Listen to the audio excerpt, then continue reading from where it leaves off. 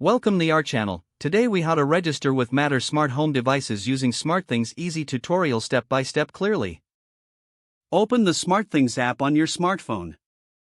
Ensure you are logged into your SmartThings account. Tap on the device's icon at the bottom of the screen. Select the plus icon in the upper right corner to add a new device.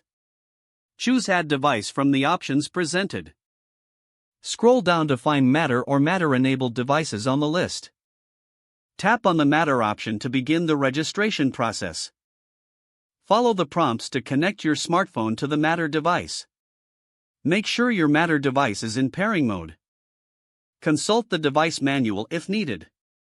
Once in pairing mode, return to the SmartThings app and tap Scan.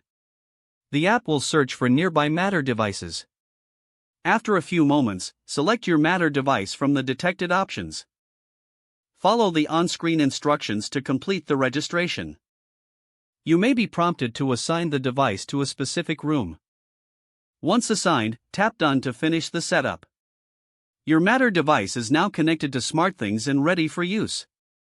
You can manage your device through the SmartThings app anytime. If the page does not load, refresh the browser or try again in a private or incognito window. Make sure you are using the correct email address, then retype it carefully to avoid small typos. If your password is not accepted, use the reset option and create a new strong password you can remember. Check your spam folder for verification or security emails, then complete any requested confirmation steps. Enable two-factor authentication if available to improve account security and reduce unauthorized access risk. After signing in, review your profile details so your contact information and settings are accurate and current. If you see an error message, note it down and try again after restarting your device and internet connection. Log out when you finish, especially on shared devices, to keep your account and payment information secure. If the page does not load, refresh the browser or try again in a private or incognito window. Make sure you are using the correct email address, then retype it carefully to avoid small typos.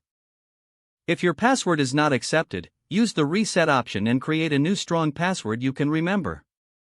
Don't forget to like this video and subscribe to our channel for more step-by-step tech guides.